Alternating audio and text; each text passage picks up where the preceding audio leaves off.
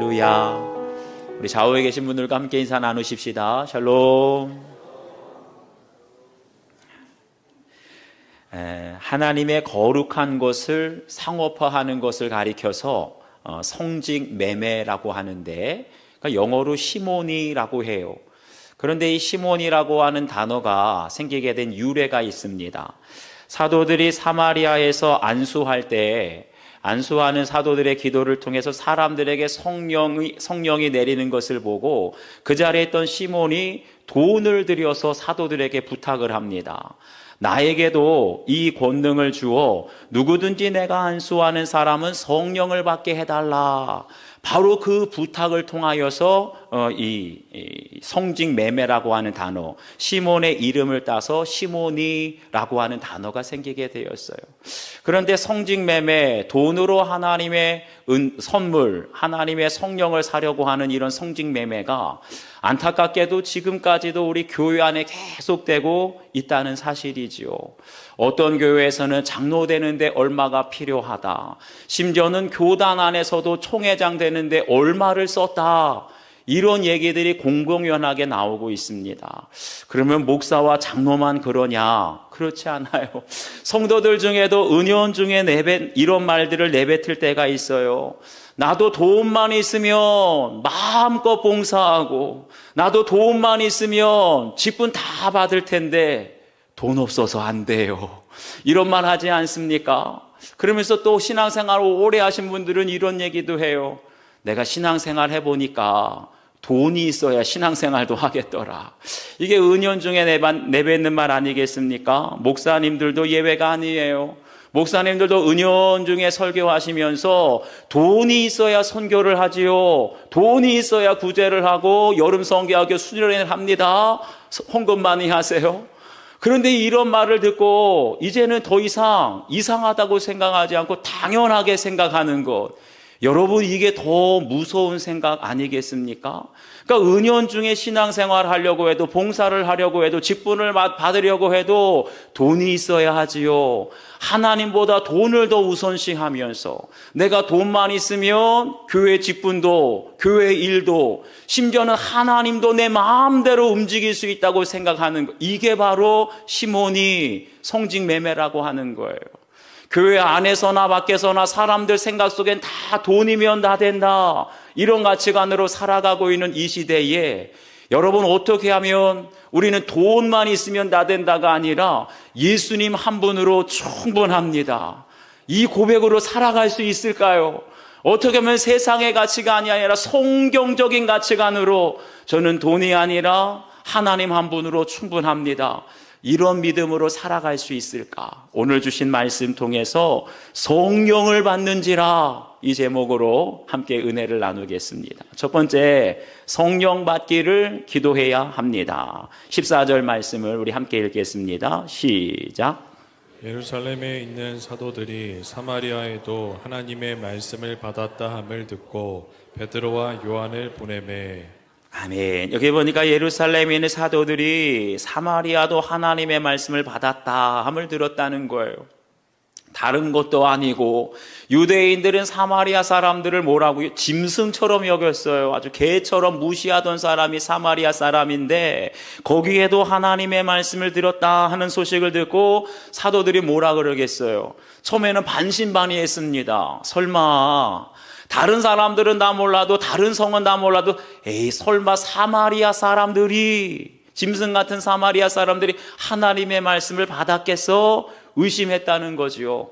그러다가 결국 이 일을 직접 확인하기 위해서 베드로와 요한을 파송하게 됩니다. 그 당시 예루살렘 교회 가장 최고의 지도자가 베드로, 야고보, 요한인데 베드로와 요한을 보냈다는 건 뭐예요? 중요하게 생각했다는 거예요. 그러면서 그 당시에 예루살렘 교회가 박해중에 있었고, 특별히 사마리아는 예루살렘에서 거리도 멀고 안 좋은 편견도 가지고 있었습니다. 그럼에도 불구하고 베드로와 요한이 직접 하나님의 말씀을 받은 사마리아 성도들을 보러 갔다는 거예요. 이게 무엇을 의미하겠습니까? 그만큼 예루살렘 교회가 다른 건 몰라도 영혼 구하는 것만큼은 진심이었다는 거예요. 하나님의 나라, 하나님의 역사에 대해서는 아무리 멀어도, 아무리 편견이 있어도, 아무리 불편해도 만사를 제쳐놓고 달려갈 정도로 진심이었던 교회, 바로 그것이 예루살렘 교회인 줄 믿습니다. 사랑하는 여러분, 바라게는 우리 수인중앙교회 안에도 이런 열정, 적어도 영혼 구원을 위해서라면 아무리 불편하고 편견이 있어도 사마리아까지 달려갈 수 있는 이 열정이 회복되길 주의 이름으로 축복합니다. 우리 계속해서 15절과 16절을 함께 읽겠습니다. 시작. 그들이 내려가서 그들을 위하여 성령 받기를 기도하니 이는 아직 한 사람에게도 성령 내리신 일이 없고 오직 주 예수의 이름으로만 세례만 받을 뿐이더라. 아멘. 그러면서 그들이 내려가서 그들을 위하여 성령 받기를 기도했다라고 그랬어요. 베드로와 요한이 사마리아 성에 도착하자마자 가장 먼저 한 일이 뭐라고요? 성령 받기를 기도했다는 겁니다. 왜 그랬을까요? 분명 빌립이 와서 그리스도의 복음을 전하고 사마리아 사람들이 세례를 다 받기는 받았는데 성령 받은 사람이 한 사람도 없었다는 거예요. 그런데 여러분 좀 이상하지 않습니까? 아니 분명 사마리아 사람들이 예수님을 믿고 세례를 받았어요. 그리고 그리스도의 복음을 전파하니 더러운 귀신들이 떠나가고 심지어는 병든 자들이 다 낫게 되니 표적과 큰 능력을 경험하게 되고 사마리아 성에 큰 기쁨이 있었더라. 아멘입니까? 여러분 기쁨이 있었어요. 세례를 받았어요. 귀신이 떠나가게 되고 병든 자가 낫게 되는 기적과 표적을 보게 되었다면 그것으로 충분한 거 아닙니까? 그런데 하나님은 분명히 말씀하세요. No! 아니다. 너희의 신앙이 그냥 세례를 받고 더러운 귀신이 떠나가고 병든 자들이 낫게 되는 그러한 표적과 기적이 아니라, 능력이 아니라 그냥 너희들 안에 큰 기쁨이 넘치는 그런 신앙에 머물러 있으면 안 된다. 반드시 성령을 받아야 한다. 아멘이십니까? 왜 세례받은 신앙으로 기적과 표적만 나타나고 능력만 받으면 되지 왜 거기에서 머무르면 안 된다고 했을까요? 사도들이 그 증인이에요. 사도들이 예수님을 3년 동안 따라다니면서 천국 복음을 들었어요. 귀신이 떠나가는 것 봤어요. 병든 자들이 고쳐지는 것 봤어요. 그럼에도 불구하고 성령 받기 전에 베드로, 성령 받고 나서의 베드로는 180도 달라진 거예요. 우리가 성령 받기 전에는 전혀 상상도 할 수 없는 그런 일들이 성령을 받고 나면 새로운 세상이 열려지게 되고 영적인 세계가 열려지게 되는 줄 믿습니다. 여러분 성령을 받게 되면 어떤 일들이 일어나게 될까요? 어떤 변화가 일어나길래 세례받은 것으로는 안 돼. 기적과 능력만으로는 안 돼. 성령 반드시 받아야 돼. 왜 그러셨을까요? 세 가지만 말씀드리려고 그래요. 첫 번째, 성령을 받게 되면 이 세상 누구도 흉내낼 수 없는 성령의 방언을 하게 됩니다. 말하는 게 달라지는 거예요. 성령의 방언이라 그래서 라라라라라 이런 방언이 아니고요. 알아듣지는 못하는 방언이 아니고 성령의 방언이라는 건 성령 받기 전에 우리가 주로 어떤 말 하지요? 내 자아가 죽지 않으면 혈기의 말, 다른 사람을 그냥 날카로운 칼처럼 상처 주는 말 해요. 그리고 어떤 말 하게 됩니까? 정욕적인 말, 아주 음란한 말을 버릇처럼 하게 돼요. 성령 받기 전에는 교만한 말, 내 자랑, 자식 자랑, 돈 자랑하는 말, 그런 말만 하지요. 그런데 성령을 받게 되면 어떻게 되지요? 나의 죄와 허물을 고백하고 약함과 상처를 고백하게 됩니다. 여러분 공동체 안에서 우리 약함과 허물 이거 아무나 말할 수 있는 거 아니에요. 성령을 받기 전에는 자랑만 하던 사람이 성령을 받아야만 감추어진 죄도 허물도 연약함도 고백하게 되는 줄 믿습니다. 그리고 사과와 용서의 말을 하게 돼요. 여러분 가정에서 부부싸움 하게 되면 누가 먼저 사과할까요? 착한 사람이 아니라 성령 받은 사람이 먼저 사과하고 아무도 도저히 저 사람 용서할 수 없는 사람이야. 나에게 얼마나 큰 피해와 상처를 줬는데 누가 용서할 수 있어요? 성령 받은 사람. 여러분 누가 원수를 사랑하는 말을 할 수 있습니까? 성령을 받아야 도저히 내가 같은 하늘 아래 살 수 없는 그 원수조차도 사랑하는 말을 하게 될 줄 믿습니다. 이게 바로 성령의 방언이지요. 두 번째, 성령을 받게 되면 돈에 대한 가치관, 재물관이 완전히 달라지게 돼요. 여러분, 아무리 신앙생활 오래 하고 직분을 받고 목사, 장로, 권사, 안수집사가 되고 심지어는 기도원에서 신비한 체험을 하고 은사와 능력을 받아도 끝까지 결국 마지막은 뭐예요? 돈이에요. 그렇게 기도원마다 다다니면서 예언의 은사 받았다고, 신유의 은사 받았다고, 그런 대단한 여자 전도사님도 알고 보면 돈 때문에. 그러니까 목사, 장로도 결국 쉽게 바뀌지 않는 것, 이 돈 문제만큼은 쉽게 바뀌지가 않습니다. 그런데 성령을 받으면 어떻게 된다고요? 초대교회가 보여줬잖아요. 성령을 받게 되면 모든 물건을 서로 통용하고 내 재산과 소유를 팔아 필요한 사람에게 나눠주게 될 줄 믿습니다. 여러분, 이게 세상에서 상상이나 가능한 일이에요. 다른 사람들은 다 움켜쥐려고만 하는데 성령을 받은 사람은 내 땅, 내 집 팔아서 필요한 사람에게, 지금 장마로 많은 피해를 입었는데 그 사람들에게 나눠줄 수 있는 것, 누구만 할 수 있다고요? 성령 받은 사람만. 이것이 바로 돈을 우리 머리 위에 떠받드는 것이 아니라 돈을 우리 발 아래 내려놓는 적용인 줄 믿습니다. 아무나 할 수 없어요. 성령 받은 사람만. 세 번째는, 마지막은 내 능력의 근원이 달라진다는 거예요. 성령 받기 전에는 우리가 모든 문제를 해결하고 사회생활하는 능력이 어디에서 와요? 내 돈에서, 내 학벌에서.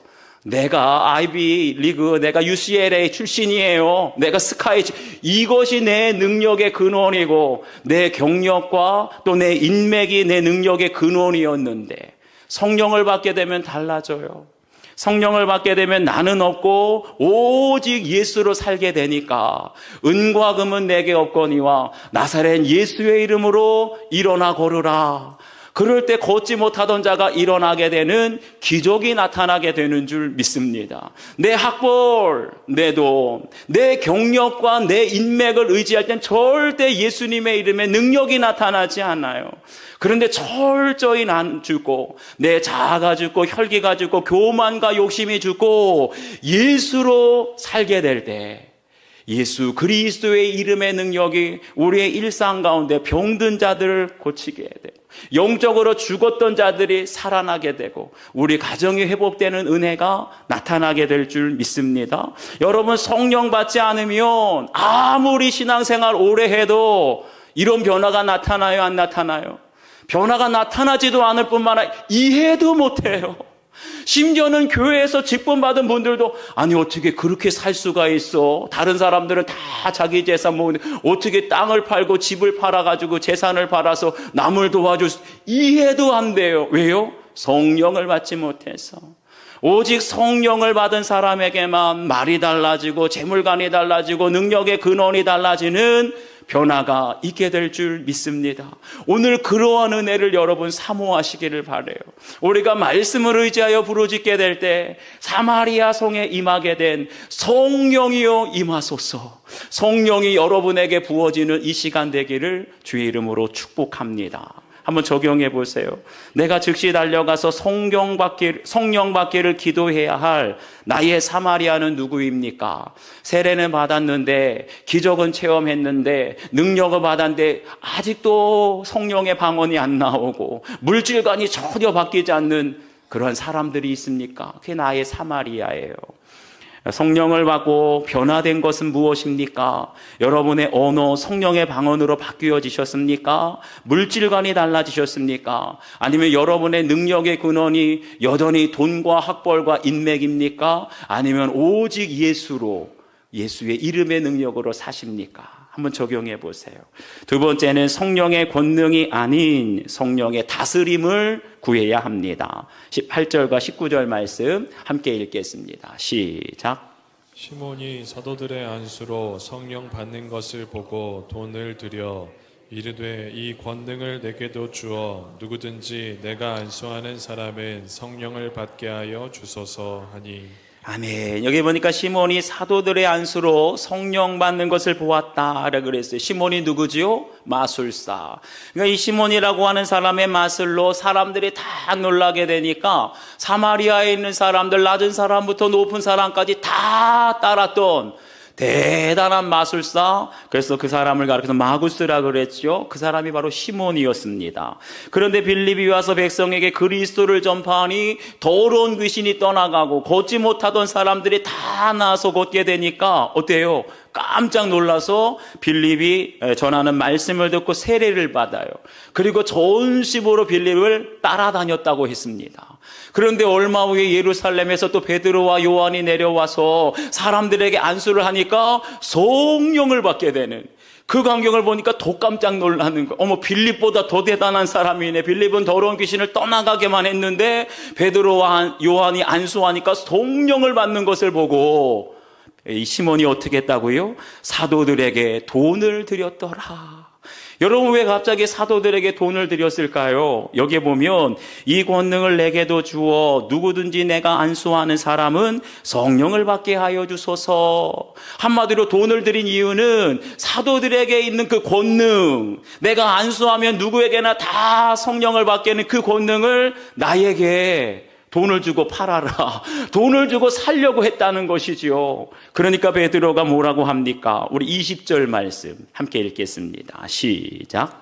베드로가 이르되 내가 하나님의 선물을 돈 주고 살 줄로 생각하였으니 내 은과 내가 함께 망할지어다.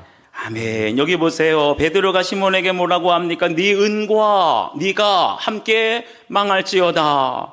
여러분, 이건 누가 봐도 지금 베드로가 시몬에게 지금 온유하게 말하는 것 같아요? 화내면서 말하는 것 같아요. 지금 잔뜩 화가 나 있지요. 그런데 여러분, 좀 이상하지 않습니까? 분명히 이 시몬은 얼마 전까지만 해도 마술사 해서 마술로 먹고 살던 사람이었어요. 그런데 마술사였던 사람, 귀신에 사로잡혔던 사람이 회심을 해서 세례를 받고 거듭난 변화된 사람인데, 그런데 사도들이 안수하는 거 보고 모든 사람들에게 다 성령이 내리는 걸 보고 신기하잖아요. 그러니까 나에게도 사도들과 같은 성령의 권능을 받게 해달라. 아니, 이 기도했다고 해서, 이걸 구했다고 해서 네가 은과 함께 망할지어다, 이런 무서운 저주를 받을 정도로 이게 그렇게 잘못된 행동일까요? 한번 상식적으로 생각해 보세요. 이건 정말 상식적으로 생각해 봐도 베드로가 너무 과한, 상식적인 수준에서는 너무나 이게 그냥 망할 정도로 이렇게 무서운 잘못인가? 그리고 생각해 봐야 돼요. 왜 오늘 성경은 베드로가 이 시몬에게 이렇게 무섭게 책망하고 정말 무서운 저주의 말을 할 수밖에 없었는지, 그 이유를 정확하게 깨닫는 것이 오늘 말씀을 통해서 저와 여러분에게 주시는 하나님의 메시지인 줄 믿습니다. 거참 이상하네. 베드로가 왜 그랬을까? 그렇게 돌아가면 여러분, 하나님의 뜻을 깨닫지를 못한 거예요. 왜 베드로가 시몬에게 이렇게 무섭게 화를 내고 저주를 할 수밖에 없었는지 그 이유를 깨닫게 되기를 주의 이름으로 축복합니다. 왜 그랬을까요? 20절 보세요. 네가 하나님의 선물을 돈 주고 살 줄로 생각하였으니. 한마디로 시몬의 가장 악한 죄가 뭐라고요? 돈으로 하나님의 선물, 다시 말하면 성령을 돈을 주고 사려고 했다는 거예요. 한마디로 말하면 이런 거 아니겠어요? 내가 돈만 있으면 얼마든지 하나님을 내 마음대로 움직일 수 있어. 내가 돈만 많이 갖다 바치면 하나님은 내가 원하는 거 다 주실 거야. 받을 수 있어, 하나님께. 여러분, 이건 누가 하는 거지요? 이거 점집에 있는 무당들이나 하는 짓 아니겠습니까? 여러분, 귀신들은요, 돈만 있으면 내가 원하는 대로 다 해줘요. 500만 원 구슬로 안 되는 거 1000만 원 갖다 주면 해줘요. 그러니까 귀신은 어떤 것이냐? 내가 돈만 다 원하는 대로 갖다 주면 원하는 대로 자식 문제도 취업 문제도 결혼 문제도 다 해주는 거. 그러면 여러분 생각해 보세요. 누가 높은 거지요? 내가 돈을 주고 내 마음대로 귀신을 움직일 수 있다면, 내가 원하는 대로 돈만 주면 다 받을 수 있다면 내가 귀신보다 더 높은 거 아니겠어요? 그런데 지금 시몬은 하나님을 그렇게 생각하는 거예요. 마치 귀신처럼 내가 예전에 마술할 때도 귀신에게 돈 많이 갖다 바치면 원하는 대로 다 이루어졌는데 하나님께도 내가 이렇게 돈을 많이 갖다 바치고 이렇게 봉사를 많이 하면 하나님도 내가 원하는 대로 다 해주시겠지. 이거 하나님이 미워하시는 거예요. 하나님이 가장 미워하시는 건 바로 이렇게 시몬처럼 내가 원하는 것을 얻기 위해서 헌금하고 내가 이렇게 헌금을 많이 했는데 장로 되게 해주겠지, 권사 되게 해주겠지, 안수집사 되게 이런 거 정말 싫어하시는 거예요. 예배를 드려도 기도를 하고 봉사를 하고 헌금을 해도 다 내가 원하는 것 얻기 위해서. 여러분 그게 기복이고 우상 숭배 아니겠습니까? 하나님은 그걸 정말 미워하신다고 우리에게 말씀하세요. 그런데 왜 이런 현상이 일어나게 되었을까요? 19절을 보세요. 이 권능을 내게도 주어라고 말해요. 지금 시몬은 성령 받기를 기도하는 게 아니에요. 뭐만 구하고 있어요? 성령이 내 안에 오시옵소서 이게 아니라 성령의 권능만 달라는 거예요. 그래서 뭐 하려고요? 이 권능으로 누구든지 내가 안수하는 사람에게 성령을 받게 하기 위해서. 그러니까 성령의 권능을 구하는 건 하나님과는 전혀 상관이 없어. 성령과는 오직 사람들에게. 나에게 이러한 권능이 있다고. 내가 기도하면 성령 받고, 내가 기도하면 병 낫고, 내가 기도하면 축복받고, 이러한 권능으로 내 이익을 위해서 달라는 거예요. 그러니 여러분 하나님께서 하나님과 아무런 뜻과 상관없이 이렇게 구하는 거 얼마나 하나님이 미워하시겠어요. 여러분 생각해 보세요. 만약에 여러분 주위에 있는 어떤 사람이 나에게 접근하는데 나에게는 아무런 관심이 없어요. 나랑 친해질 생각도 없어요. 오직 내게 있는 돈만 바라고 돈을 좀 빌려 쓰려고 다가오면 얼마나 속상하게 믿겠어요. 나에게 다가오고 접근하긴 하는데 나의 지위, 담임 목사라고 하는 지위, 사장이라고 하는 지위, 내 직분, 직업 때문에 그 이용하려고 접근한다면 얼마나 화가 나고 믿겠습니까? 여러분 저희들도 그렇지 않나요? 저희들 안에도 성령을 구하기는 하는데 성령이 오시는 것은 불편해하는 사람이 있어요. 왜요? 성령이 내 안에 오시면 모든 건 내 마음대로 내가 하고 싶은 대로 자유롭게 하는 것이 아니라 항상 성령을 의식해야 되니까. 그냥 성령이 오시는 건 좀 싫고 성령의 권능만 달라. 내가 필요할 때 병 낫게 해주고 내가 필요할 때 축복 주시고 내가 필요할 때 자녀들에게 지혜와 명철 달라고. 여러분 그것이 바로 하나님께서 미워 입에서 뱉어내고 싶은 우상 숭배인 걸 아셔야 돼요. 그렇기 때문에 하나님께서 베드로를 통해서 책망한 것입니다. 저도 한때 부교육자 시절에 정말 능력 있는 목사가 되고 싶었어요. 정확하게 말하면 능력 있는 목사처럼 보이고 싶었어요. 그래서 시간만 나면 기도원 다니면서 신유의 은사를 주세요. 저에게 영권, 인권, 물권, 뭐 하여튼 목사님들마다 다 그런 기도하시니까 영권 달라고, 물권 달라고, 인권 달라고. 그래서 정말 환자들을 위해서 기도하게 되면 안수 기도하면 막 불치병도 낫고 말기암도 탁 낫게 되고 사업장 축복 기도하게 되면 막 목사님 기도하고 나서 매출이 막 2배, 3배 늘었어요. 자녀들을 위해서 축복 기도하면 꼴등하던 애들도 명문대 합격했습니다. 막 이런 간증들 듣는 게 전 능력 있는 목사인 줄 알았어요. 그러면서 평소에는 하나님의 뜻과 전혀 상관없이 그냥 내가 하고 싶은 대로 즐기고 싶은 대로 사람들 보는 사람 없으면 은밀하게 죄까지 지으면서 필요할 때만 하나님께 기도하는 거예요. 아픈 성도에 있으면 신유의 능력 달라고, 또 사업 개업하는 사람이 축복의 은사를 달라고, 대학가 자녀가 있으면 지혜와 명철 달라고. 그러니 하나님 보시기 어땠을까요? 예배와 기도와 사역에는 아무런 문제가 없었어요. 그런데 평상시에 내가 하나님과 아무런 상관없이 살게 되니까 예수님과 동행하는 기쁨이 없어요. 영적으로는 점점 제 영혼이 곤고해지고 메말라지게 되니까 시간만 나면 인터넷 뉴스 보고 조금만 지루하면 유튜브 영상에 매달리면서 스트레스를 풀게 되니까 점점 영적으로 곤고해지고 약해지는 거예요. 그러다가 예수동의 일기를 쓰면서 수시로 예수님의 이름을 부르고 예수님을 바라보게 되니 성령님이 내 일상에 상관이 없는 것이 아니라 내 안에 이미 와 계시다는 것을 알게 되었습니다. 그렇게 성령님이 내 안에 와 계시니까 더 이상 외식적인 신앙생활을 할 수가 없어요. 성도들 앞에서는 거룩한 척, 집에 가면 혈기, 이게 안 돼요. 내 안에 예수님이 계시는 것이 믿어지니까 하나님의 임재와는 상관없이 그냥 형식적인 예배 할 수가 없어요. 속으로는 그냥 불평, 원망, 미움 가득한데 봉사만 열심히 하는 이런 위선적인 봉사를 할 수가 없는 거예요. 그래서 성령님이 내 안에 계시고 예수님과 늘 동행하게 되니까 외식적이고 율법적인 신앙생활을 벗어버리고 더 이상 성령의 권능과 능력만 구하는 것이 아니라 성령님 내 안에 오셔서 나를 다스려 주시고 오직 주님의 말씀대로만 순종하게 하여 주시옵소서. 솔직히 예전에는 그러면은 숨 막혀 죽을 줄 알았어요. 성령님이 나를 다스려 주시고 오직 예수님과 동행하게 되면 답답해서 죽는 줄 알았어요. 왜요? 내 자아가 살아있어서. 자아는 자유롭게 나에게도 내가 원하는 대로 하고 싶은 것 하게 해달라 외치고 있거든요. 그렇지만 우리의 영혼이 원하는 것은 성령이 나를 다스려 주시고 오직 주님의 뜻에 순종하면서 살아가기를 내 영혼은 내 안에서 부르짖고 있어요. 그래서 나는 죽고 내 자아가 죽고 내 영혼이 살게 되니까 지금은 예수님과 동행하고 성령이 나를 다스려 주시고 오직 말씀대로만 순종하는 것이 숨 막혀 죽을 정도로 불편한 것이 아니라 오히려 주님과 동행하는 것이 너무나 평안하고 너무나 행복하고 너무나 큰 기쁨을 누리게 되었습니다. 여러분에게도 그것이 불편하고 답답한 것이 아니라 성령이 나를 다스려 주시고 주님과 동행하는 것이 기쁨이고 행복이고 편안함이 되기를 주의 이름으로 축복합니다. 적용해 보세요.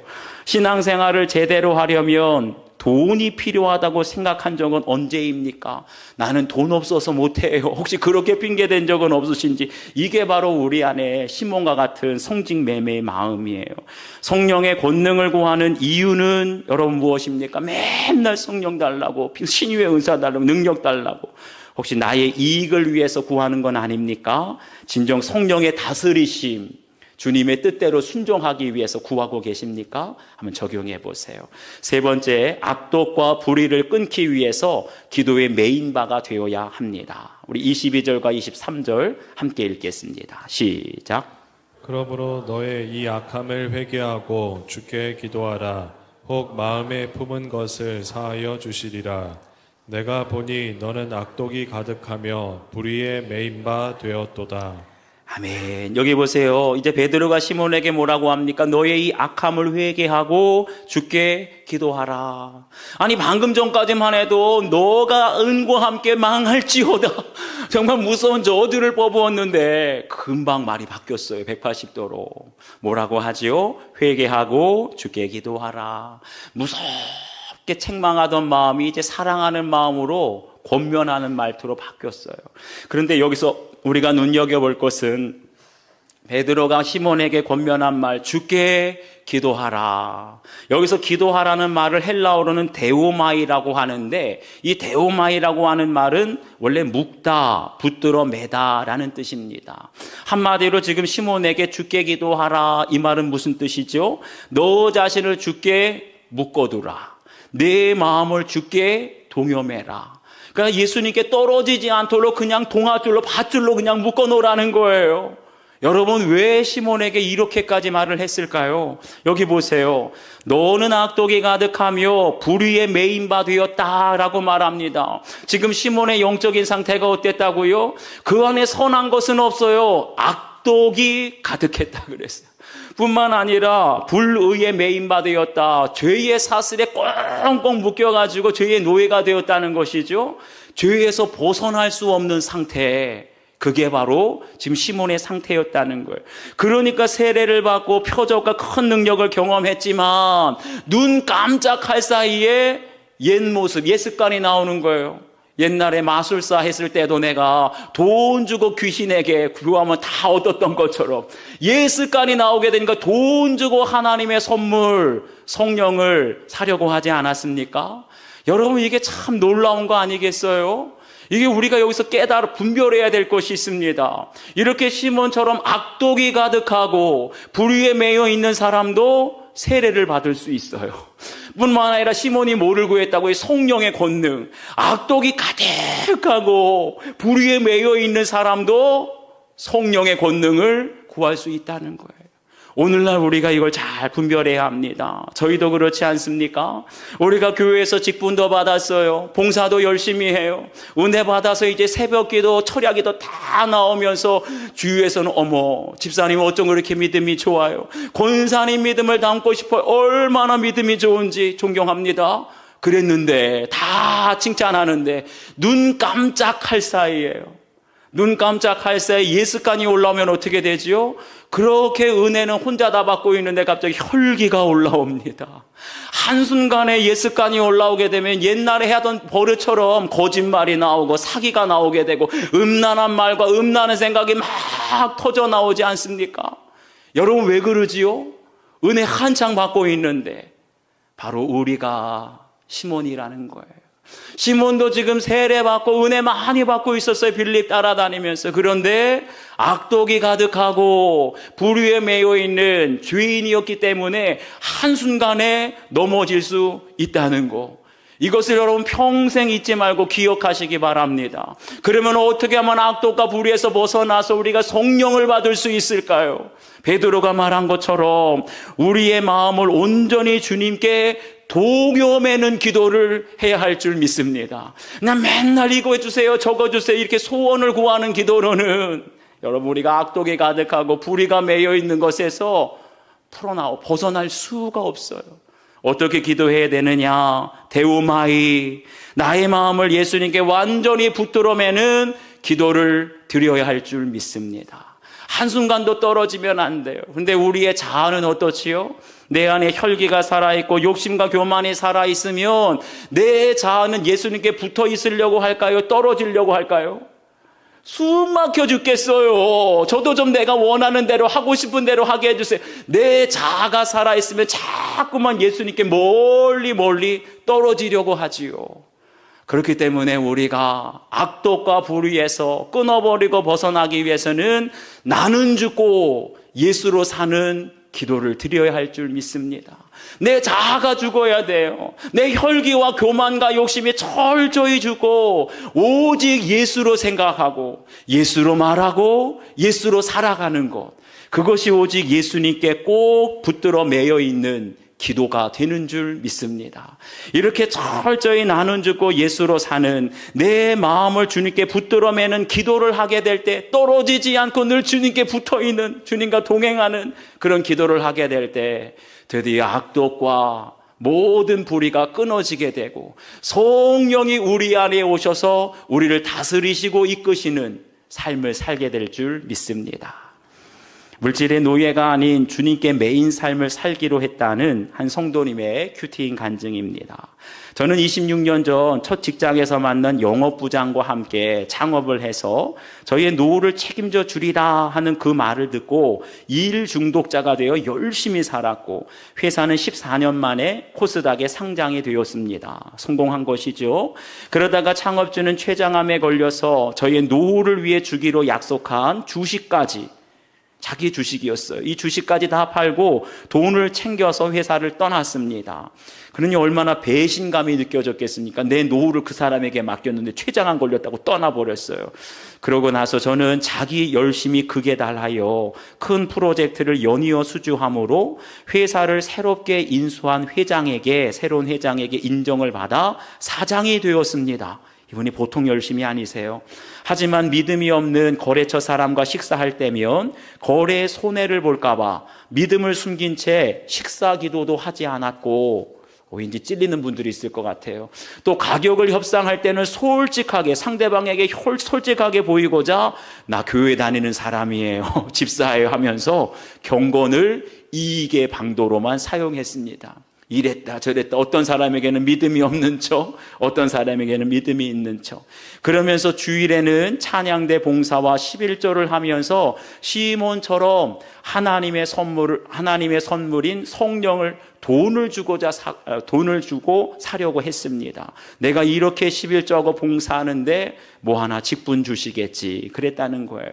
그러던 중 부정맥과 공황장애로 2년간 일을 하지 못하면서 저의 악함을 회개하게 되었습니다. 그간의 모든 성공이 내 능력 열심으로 된 건 줄 알았는데 믿음 없는 저에게 값없이 주신 하나님의 선물임을 인정하게 되었고, 말씀을 묵상하고 교회 소그룹 리더로 섬기면서 제가 할 수 있는 것이 아무것도 없음을 날마다 고백하게 되었습니다. 자기의 연약함을 고백하는 게 뭐라 그랬죠? 성령의 방언. 이게 성령 받으신 거예요. 앞으로는 물질의 노예가 되어 제 힘을 의지하지 않고 하나님 앞에서 마음이 바르지 못했던 저의 죄를 회개하며 내 마음을 물질이 아닌 주님께 동요매고 살아가길 기도합니다. 그러니까 우리가 이 사람과 크게 다르지 않아요. 조금 살만하면 오직 내 열심, 내가 능력이 많아서 이렇게 프로젝트도 다 맡고 수주를 맡게 되지. 그런데 언제 깨닫게 됩니까? 고난이 오게 되면, 공황장애, 부정맥, 고혈압, 당뇨 쓰러지게 되면 아는 거예요. 아, 내 능력으로 된 것이 아니라 값없이 주신 하나님의 은혜였구나. 내 힘으로 할 수 있는 것이 아무것도 없는 것을 철저히 깨닫고 고백하게 될 때 비로소 우리가 돈의 물질의 노예가 아니라 성령께, 예수님께 꼭 붙들려 살아가는 인생이 될 줄 믿습니다. 한번 여러분 적용해 보세요. 한창 은혜를 받다가도 눈 깜짝할 사이에 올라오는 예습관은 무엇입니까? 한창 은혜 받고 있는데 자꾸만 혈기가 올라오고 거짓, 사기가 올라오고 음란이 올라오지는 않습니까? 나는 내 소원을 구하는 기도를 하고 있습니까? 아니면 예수님께 내 마음을 동요매는 기도를 하고 있습니까?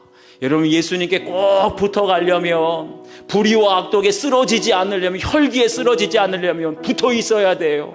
그러려면 나는 죽고 예수로 살고 성령을 받아야 할 줄 믿습니다. 우리 오늘 주신